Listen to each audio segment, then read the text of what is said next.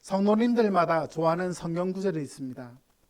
그 말씀으로 우리는 새 힘을 얻고 또 그 말씀으로 살아가야 할 이유를 발견합니다. 은혜 받은 구절을 적기도 하고 암송도 하고 기도 시간에 되뇌이기도 합니다. 성경에서 가장 유명한 여러 구절이 있지만 그래도 한 구절을 꼽는다면 오늘 우리가 읽은 요한복음 3장 16절 말씀을 꼽을 겁니다. 주일학교를 다녔던 어린아이들로부터 우리는 이 구절을 또 암송하고 또 여러분들도 아마 이 구절을 잘 알고 계실 줄 압니다. 그럼 한번 외워볼까요? 시작. 하나님이 세상을 이처럼 사랑하사 독생자를 주었으니 이는 그를 믿는 자마다 멸망하지 않고 영생을 얻게 하려 하심이라. 아멘. 예, 몇 분은 좀 틀리셨는데 틀린다고 지옥에 가는 건 아니니까 너무 걱정하지 마세요. 여러분, 이 성경 구절 우리가 너무나 친숙하고 교회를 오래 다닌 분들은 잘 아는 구절이지만 이 구절 안에는 하늘의 보배가 감춰져 있습니다. 우리를 사랑하신 구원의 도리, 보석 같은 말씀이죠. 이 말씀 안에 심겨진 하나님의 사랑은 너무나 높고 깊고 오묘해서 인간의 언어로 다 설명할 수가 없습니다. 저희 할머니가 살아계실 때 기도하다가 천국을 보고 오셨는데 간증도 하시고 또 삶이 달라졌던 그런 모습을 본 적이 있습니다. 할머니 천국 보니까 어때요? 이렇게 여쭤보면 너무 좋더라. 할머니가 더 이상 설명을 못 하시는 거예요. 여러분, 가장 좋은 것을 봐도요 인간의 언어로 다 담지할 수 없습니다. 저는 설교자로서 늘 한계를 느낍니다. 그 크신 하나님의 은혜와 사랑을 어떻게 설명할 수 있을까? 하나님의 크신 사랑을 언어라는 어떤 그릇에 담아 이렇게 설명을 하면 또 언어라는 한계에 또 이렇게 갇힐 수도 있는 것이죠. 하나님의 사랑과 은혜는 너무나 크고 놀라워서 그 의미가 증폭되고 풍성해져야 하는데 저의 어눌한 언어 때문에 하나님의 사랑을 다 표현하지 못하니까 그 사랑을 혹시 제한하지는 않을까 그렇게 돌아보게 됩니다. 여러분, 성경 전체가 불타서 없어진다 할지라도 여러분, 요한복음 3장 16절 오늘 우리가 읽었던 이 말씀을 붙들고 나아가면 하나님의 영원한 구원이 우리에게 임하게 될 것입니다. 여러분, 이 말씀 꼭 붙들고 나아가길 바라는데 우리가 잘 아는 요한복음 3장 16절 첫 설교를 들었던 사람이 바로 오늘 읽은 니고데모라는 사람입니다. 이 니고데모는 큰 복을 받은 사람이죠. 예. 나중에는 예수님의 장래에 아주 적극적으로 참여하는 변화된 삶을 보여주기도 합니다. 우리 주님은 말씀하셨습니다. 사람이 거듭나지 아니하면 하나님 나라를 볼 수 없다. 물과 성령으로 거듭나지 아니하면 하나님 나라에 들어갈 수 없다. 천상의 말씀을 하셨지만 니고데모는 깨닫지 못했습니다. 자연인으로 초자연적 세계의 진리를 파악하려고 했었지만 그는 영적인 장애인과 같았죠. 시각 장애인과 같았습니다. 마치 앞을 보지 못하는 사람이 렘브란트의 그림을 아름다운 그림을 감상하려는 것과 같습니다. 영적인 흑암 속에 있는 사람에게 이 말씀이 주어졌는데 어떻게 깨달을 수 있겠습니까? 그래서 그는 9절에 이렇게 질문합니다. 어찌 그런 일이 있을 수 있나이까? 니고데모가 이렇게 정직하게 솔직하게 질문하는 질문에 대해서 예수님은 크게 세 가지 말씀을 주시는데요. 오늘 세 가지 말씀 예수님의 답변을 중심으로 우리 함께 은혜 받기를 원합니다. 첫 번째, 예수님의 답변은 인간의 한계로 진리에 이를 수가 없다는 것입니다. 그러면 인간의 한계로 뭐에 이를 수 없다? 진리에 이를 수 없습니다. 예수님께서 말씀하시기를 11절 우리가 아는 것을 말하고 본 것을 증언한다. 여기서 우리는 누굽니까? 여기 우리 안에는 니고데모가 들어있습니까? 빠져있습니까? 예, 우리가 아는 것을 말하고 증언하는데 너는 알지 못한다는 얘기죠. 바로 우리 안에는 니고데모가 빠져 있습니다. 우리는 바로 하나님, 삼위일체 하나님을 의미하고요. 동시에 이 우리는 진리를 증언했던 구약의 선지자들을 포함합니다.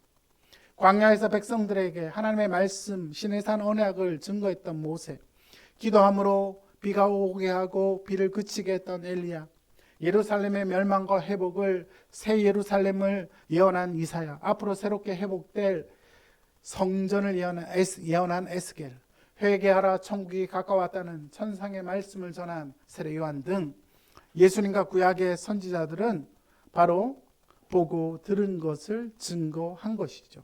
바로 한 목소리로 구원의 말씀을 증거했습니다. 그 안에는 일관성이 있고 통일성이 있습니다. 모순되거나 충돌되는 것이 없습니다. 성경의 원저자이신 예수님께서 일관되게 그 말씀을 하고 있죠. 여러분, 성경을 많이 읽고 공부한 사람도 성경을 정작 모를 수 있습니다. 네. 성경에 나오는 수많은 지식들, 여러분 성경의 내용을 많이 알아도요, 네, 정말 그리스도를 구주로 믿지 않기 때문에 성경에 능통한 불신자가 될 수 있는 겁니다. 니고데모는 이스라엘의 선생으로 성경을 많이 알았습니다. 머릿속에 성경 본문이 가득 차 있었습니다. 성경 언어와 또 역사와 수많은 해석들이 꽉 차 있었지만 그는 문자는 알았지 그 복음의 정신을 알지 못했습니다. 여러분, 교회를 오래 다녔다고 해서 모태신앙이라 해서 다 기독교 신앙을 바로 이해하는 것이 아닐 수 있습니다. 네.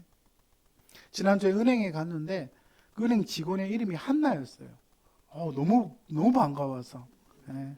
그래서 이거 아는 척을 할까 말까.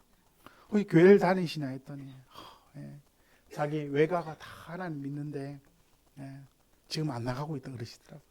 너무 마음이 아팠습니다. 그래서 또 내일도 또 갈 일이 있는데 하나님에게 또 복음을 전하려고 합니다.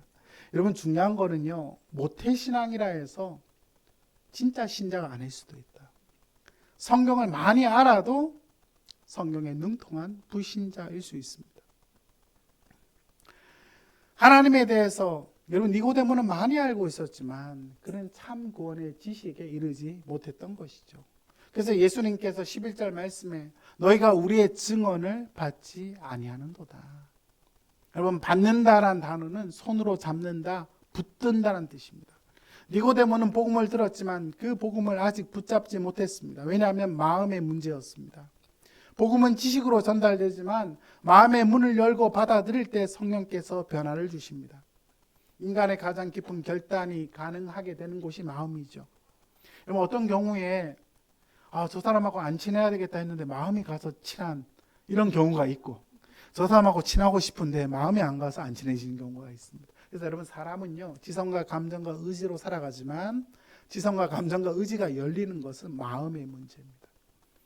복음을 받아들이는 것도 마음을 열어주실 때 복음이 들리는 것이죠.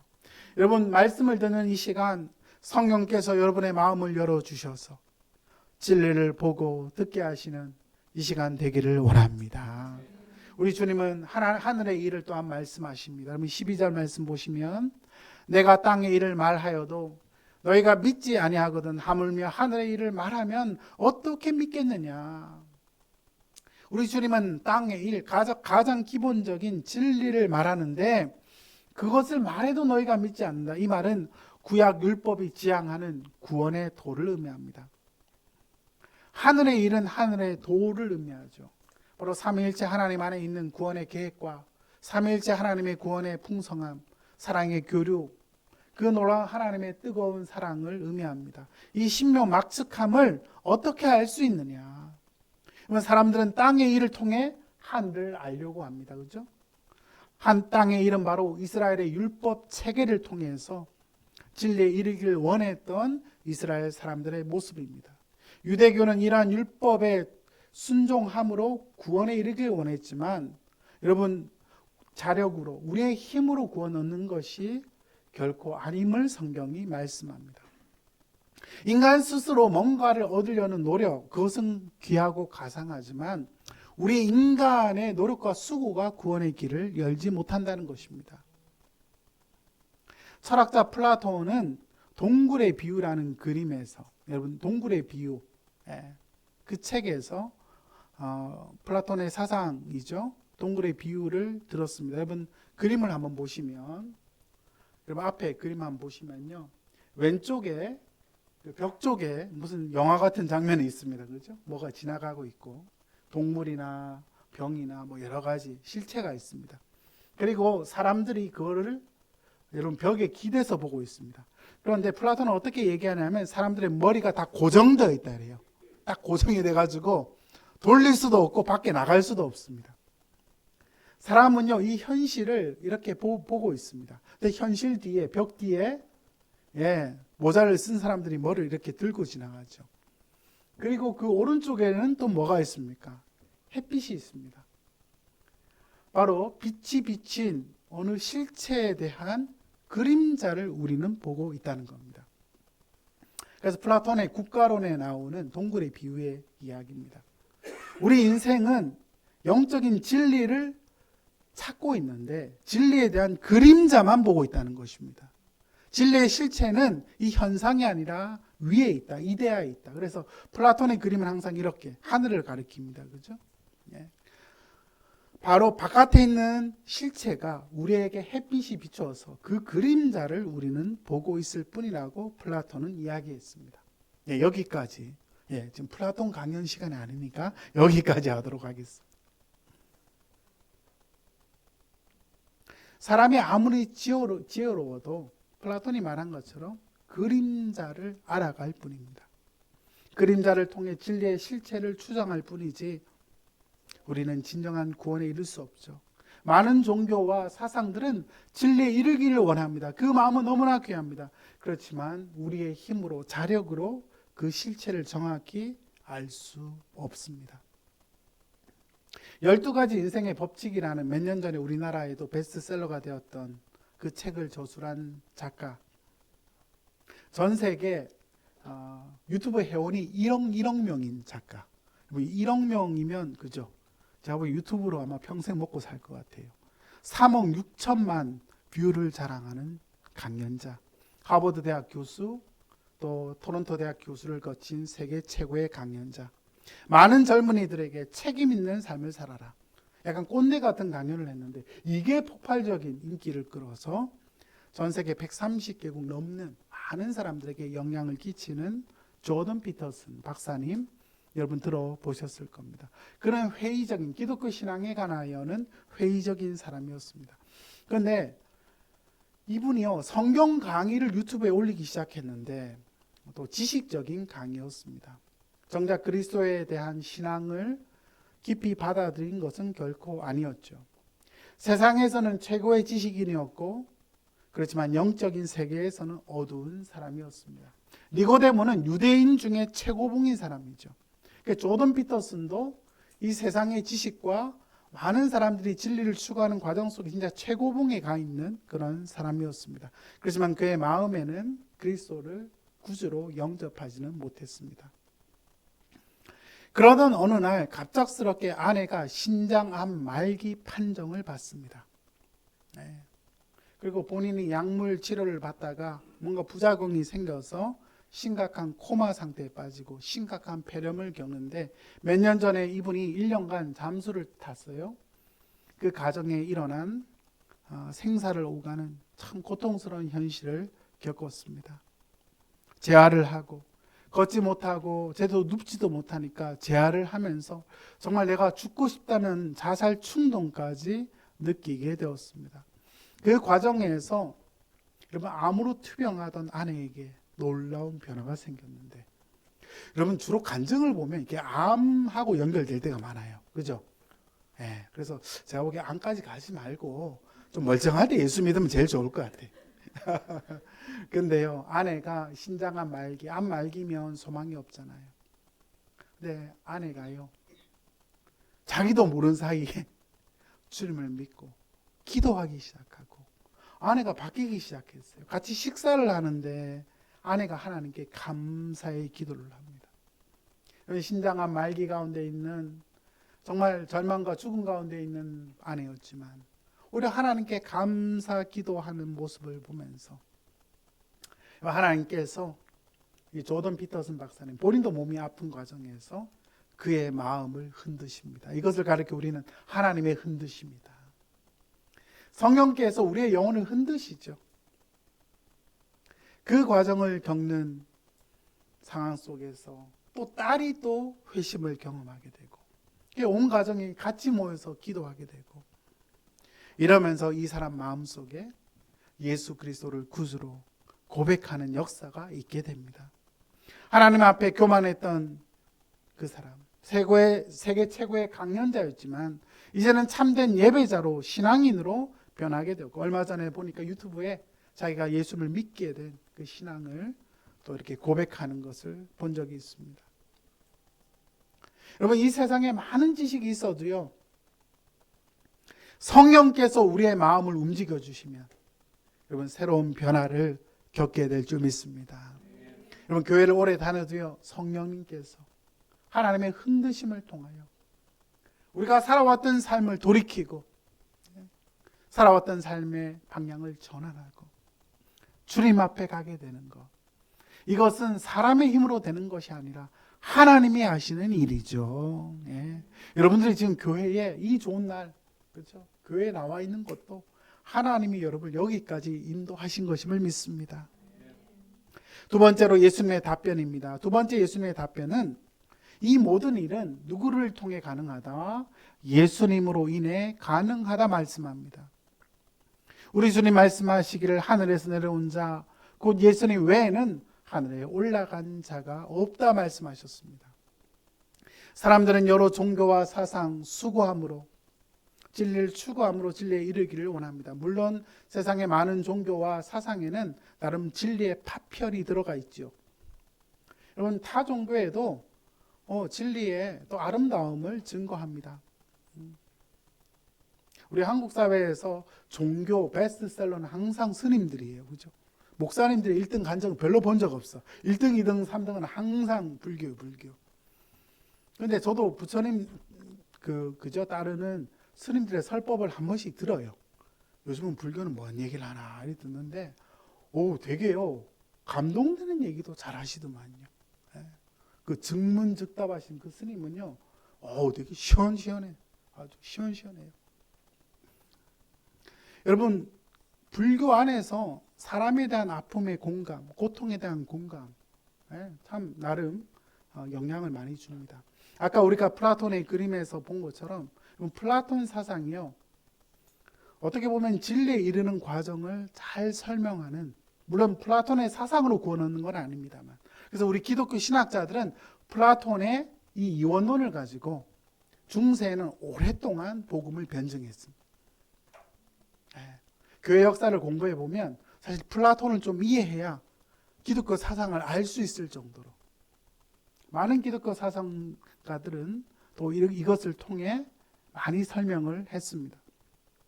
그러나 여러분, 우리가 앞에서 살펴본 것처럼 이 사상의 종교와 사상은 나름 진리의 파편을 갖고 있지만 땅의 일에 머물 뿐입니다.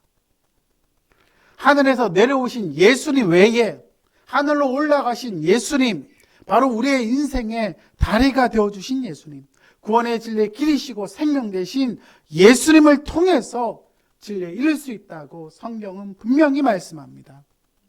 마태복음 11장 27절, 여러분 주보 3면에 나오죠. 함께 있습니다. 내 아버지께서 모든 것을 내게 주었으니 아버지 외에는 아들을 아는 자가 없고 아들과 아들의 소원대로 계시를 받는 자 외에는 아버지를 아는 자가 없느니라. 아멘. 아버지를 아는 자는 바로 아들과 그 계시를 받은 자 외에는 아버지를 알 수가 없다. 바로 예수 그리스도와 그의 계시의 말씀을 통하여 아버지를 알 수 있다 말하죠. 요한복음 14장 9절에 아버지를 본 자는, 나를 본 자는, 예수님을 본 자는 아버지를 보았다.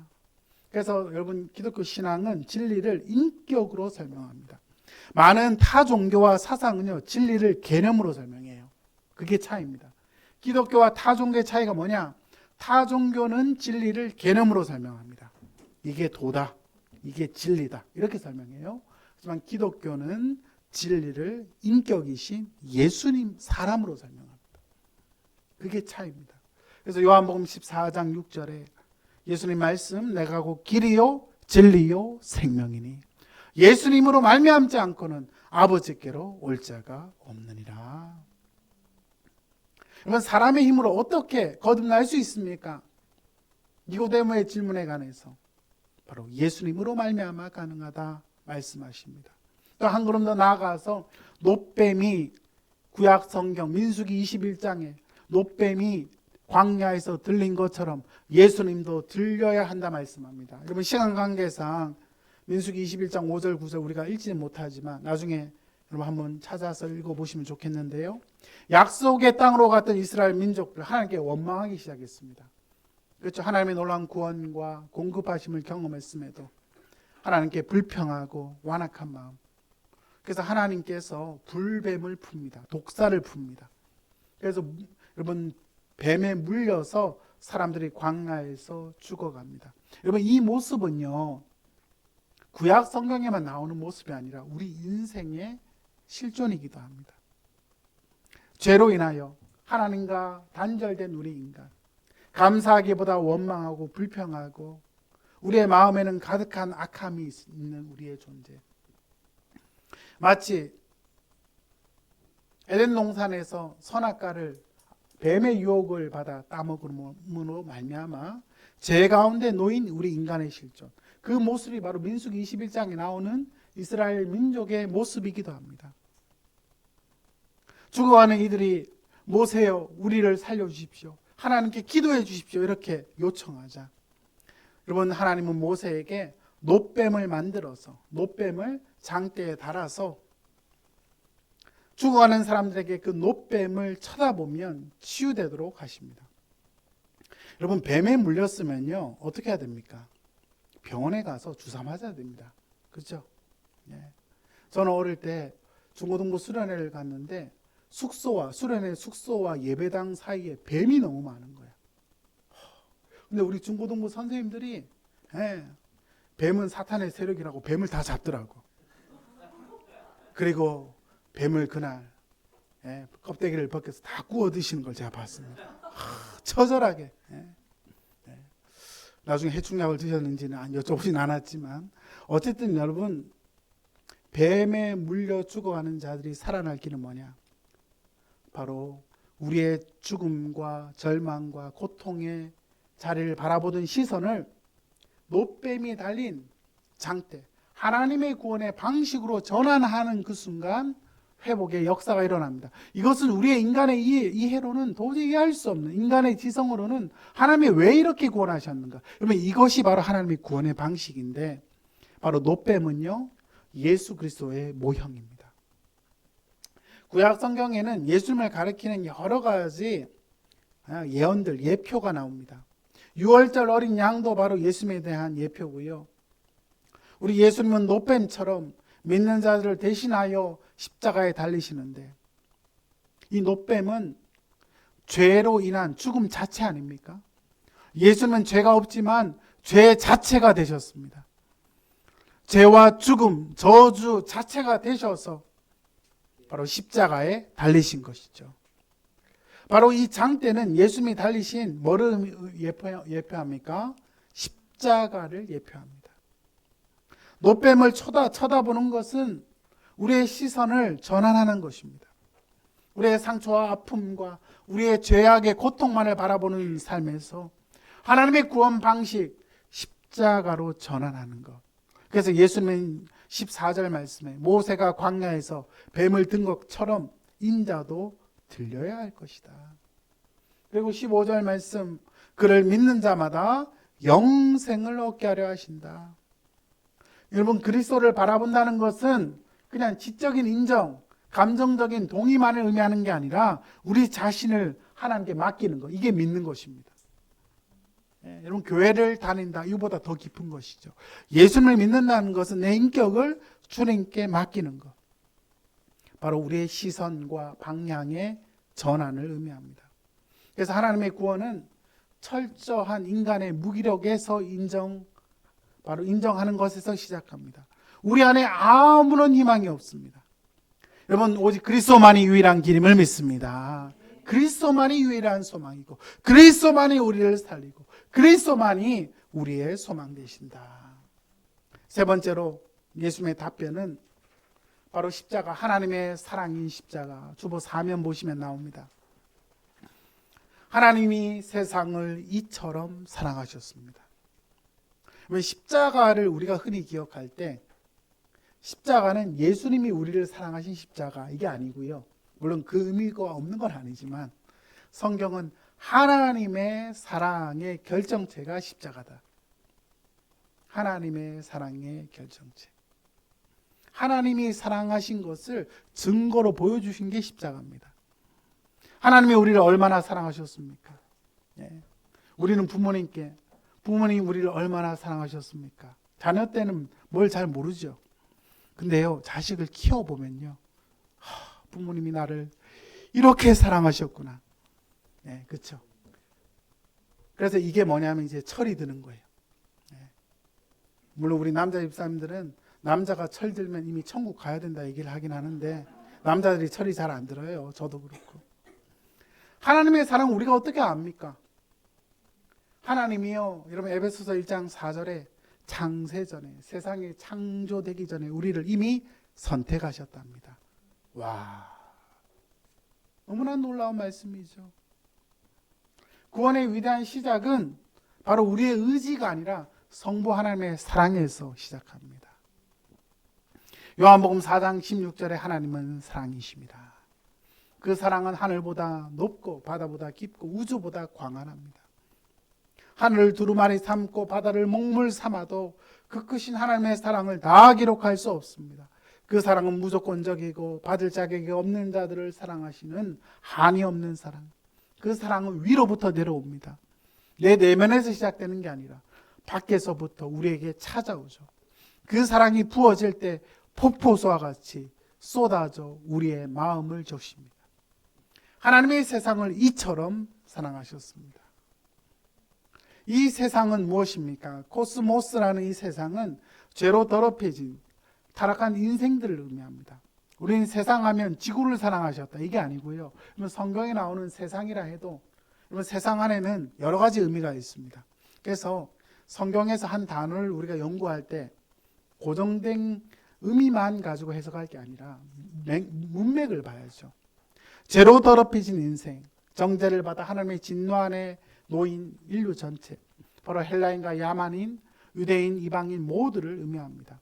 하나님의 그 사랑의 범위는요, 각 족속과 방언, 백성과 나라, 온 세계 열방을 향하고 있는데 하나님이 우리를 너무나 사랑하셔서 구원의 방식으로 두 번째 예수님을, 독생자 예수님을 우리에게 보내주신 겁니다.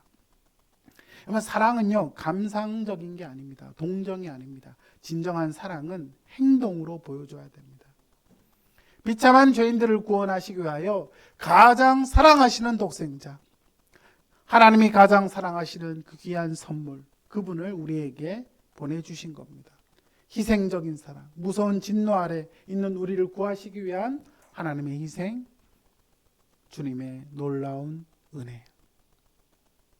그래서 세상을 향한 하나님의 사랑은 우리를 위해 자기 독생자를 희생시켰고 우리에게 가장 고귀한 선물을 주신 겁니다. 독생자는 유일한 분, 유일한 것 이런 뜻이죠. 예수님은 여러 아들 중에 한 사람을 주신 게 아니라 유일한 한 아들을 주신 겁니다. 그래서 하나님은 우리를 너무나 사랑하셔서 아들을 주셨고 또 여러분 13절 말씀에 하늘에서 내려온 자는 누구를 말합니까? 예수님. 바로 그리스도의 자발적 순종. 하나님께서 예수님을 보내시면서 예수님은 여러분 그냥 떠밀려서 오신 게 아니라 기쁨으로 자발적 순종을 통하여 이 땅에 오셨고 십자가의 사명을 감당하신 겁니다. 저는 어릴 때 하나님이 왜 아들을 내어주시는 방식, 십자가에 무섭게 저렇게 처벌하는 방식을 통해 우리를 구원하셔야 했는가?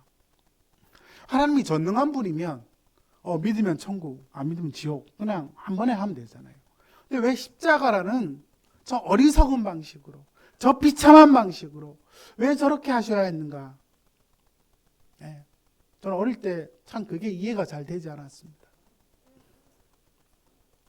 근데 여러분 하나님의 성품을 묵상하면 이 문제가 풀립니다. 하나님은 사랑의 하나님이지만 동시에 하나님은 어떤 하나님?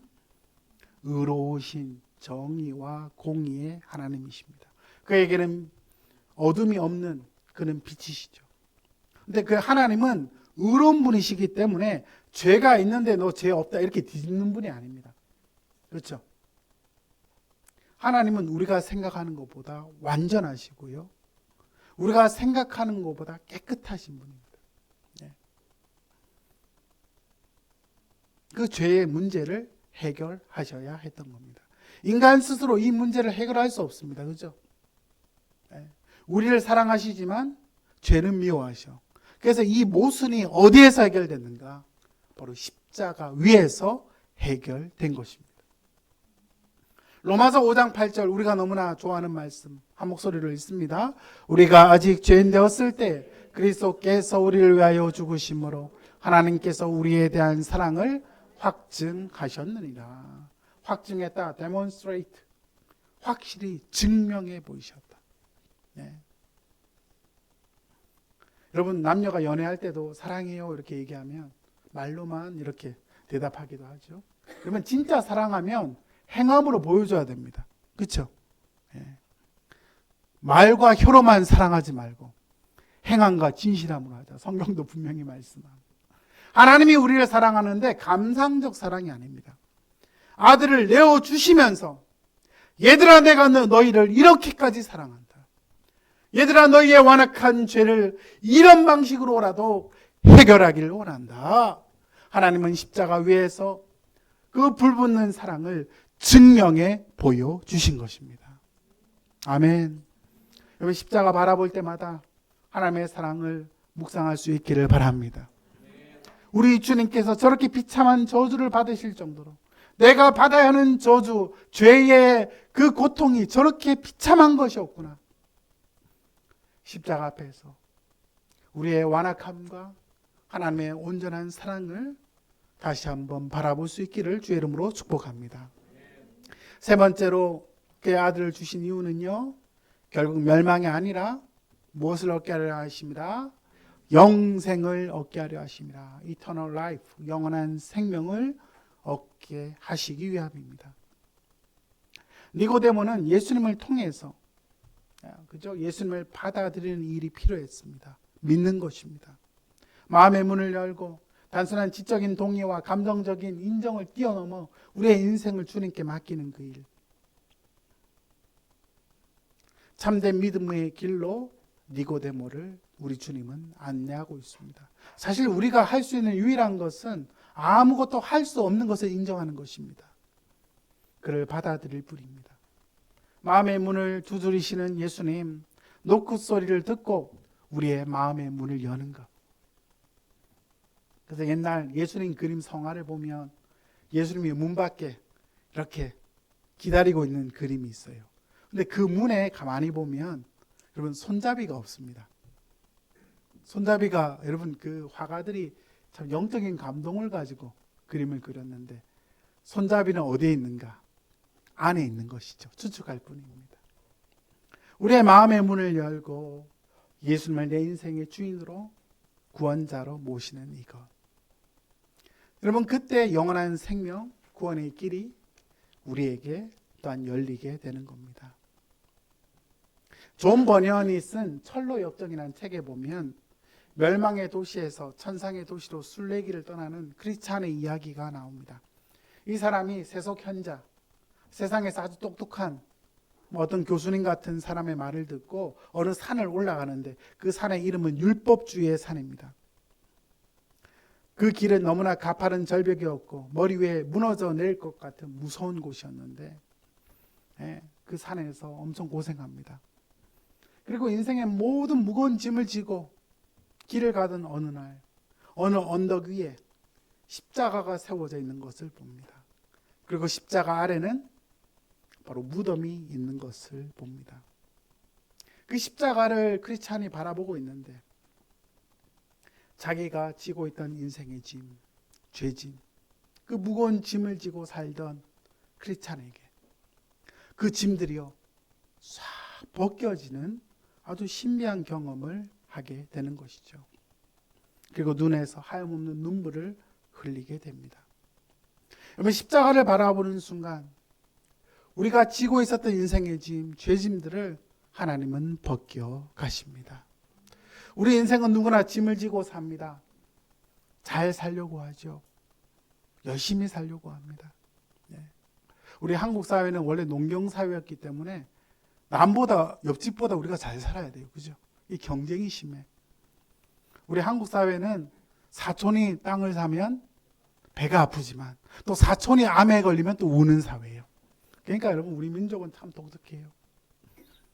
우리 한국 사회가 얼마나 경쟁이 심한지. 우리 목사님 중에 한 분이 시카고의 신학대학에 박사과정을 갔는데 한국 학생들에게 그렇게 얘기해야 돼. 여러분들 컴피티션 너무 하지 말라고. 근데 우리는 컴피티션, 경쟁으로 사는 사람들이잖아요. 그죠? 우리 한국 사람들 얼마나 열심히 삽니까? 우리 오늘 청년들도 많이 오셨는데, 그래요. 정말 열심히 살아요. 가족들을 위해서. 그리고 나라도 잘 살아야 되고. 우리 어머니들은 아침 일찍부터 아이들 헤매기고. 여러분, 우리 아이들도요, 세상을 사는 게 만만치가 않습니다. 우리 초딩들도 보니까 일찍 학교 가고 또 학원 가고 방과후 하고 일정이 되게 빡빡해요. 우리 막내도 만나려면 약속을 잡아야 만날 수 있어요. 개인의 짐, 죄의 짐, 또 구조화된 한국 사회의 여러 짐들, 또 한국 사회가 올해 특별히 IMF보다 경제가 더 어려울 거다 많이 전망합니다. 전 세계 강대국들이 자기의 이익만을 추구하는 사회 속에 우리 같은 작은 나라는요 더 어려울 수밖에 없죠. 여러분, 우리가 다 얘기하기 힘든 인생에 많은 짐을 지고 사는데 우리를 대신하여 우리 죄의 짐을 지시고 인생의 짐을 대신 지신 예수님, 그 십자가 바라볼 때마다 하나님께서 여러분의 모든 짐을 걷어가시는 그런 은혜가 있기를 주의 이름으로 축복합니다. 영원한 생명을 선물로 누리게 하실 겁니다. 영원한 생명은 하나님의 생명으로 충만케 되는 겁니다. 우리 예수 믿는 사람은 죽어서 가는 곳이 천국만이 아니라 여기도 천국입니다. 아멘. 그래요. 죽어서 가는 천국만이 아니라 예수님을 믿으면, 여러분 찬송에도 나오지 않습니까? 주 예수와 동행하니 그 어디나 하늘나라. 영원한 생명은 죽어서만 누리는 게 아니라 예수님을 구주로 믿고 고백하는 마음속에 찾아오게 되는 겁니다. 예수님을 믿는 순간 우리의 죄짐을 지시고 인생의 모든 무거운 짐을 지신 주님.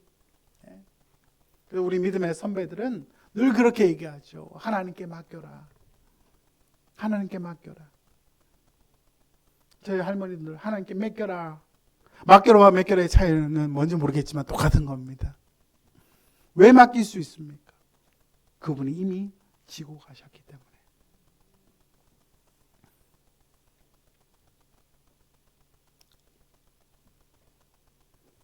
우리 교회 이강두 집사님 전도하신 한 권사님의 간증.